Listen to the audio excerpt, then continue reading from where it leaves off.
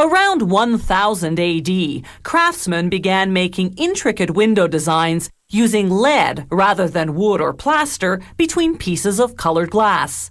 Before long, the church was commissioning stained glass windows depicting religious scenes to adorn the great cathedrals of Europe. You can make stained glass two ways. Using copper foil, a technique developed about 100 years ago by the American artist Louis Comfort Tiffany, or you can use the centuries-old European lead technique, which we're about to see. First, the artist lays a plate of glass over a pattern and traces the parts of the design that she'll cut from that plate. Then she scores her trace line using a glass cutter. A quick snap, and the glass separates neatly. She follows the same procedure with different colors and textures of glass for all the pieces of the design.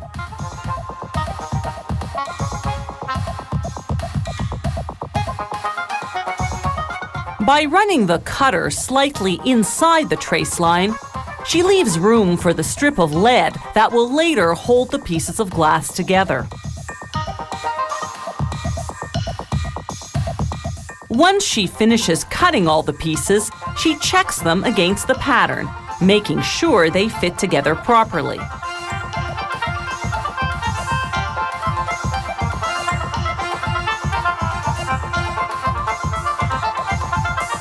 Now it's time to assemble the pieces using the pattern as a guide.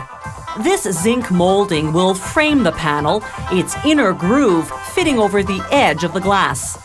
The artist positions this molding along the perimeter of the pattern. Then she drills an L-shaped wood frame into the work table to hold everything in place during assembly. A few nails keep the molding in place. She'll join the pieces of glass using strips of lead called came. Lead because it's soft enough to bend to the shape of the pieces.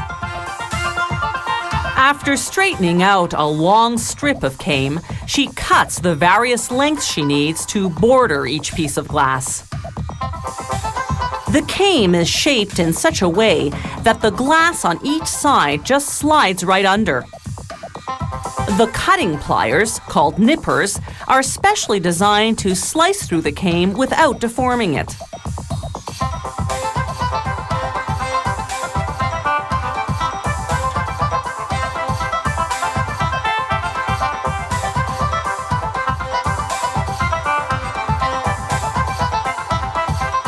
Once the artist finishes assembling the glass pieces, she pushes everything gently against the wood frame. This squares the panel and ensures the pieces fit together snugly. Now she brushes on flux, a type of acid. This cleans the lead came so that solder will adhere well. Using a soldering iron, she applies a bead of lead and tin solder wherever two strips of lead came join. Then she uses a short bristled brush to coat the lead in black putty. This makes the seams watertight and gives the lead a darker, aged look. Finally, she sprinkles on calcium chloride powder called whiting. This sets the putty and polishes the glass and lead to a shine. After 4 painstaking hours, the panel is finished. More elaborate stained glass works feature hand-painted detailing. The artist first prepares a design on paper, then cuts the pieces of glass accordingly. He paints the design outline on the pieces in black, then fires them in a kiln to set the paint. To create shading, he applies a coat of brown paint called grisaille. Using a dry brush, he removes it from the parts he wants to highlight, then he fires the glass again. Now he paints in the final details and fires the glass for one last time.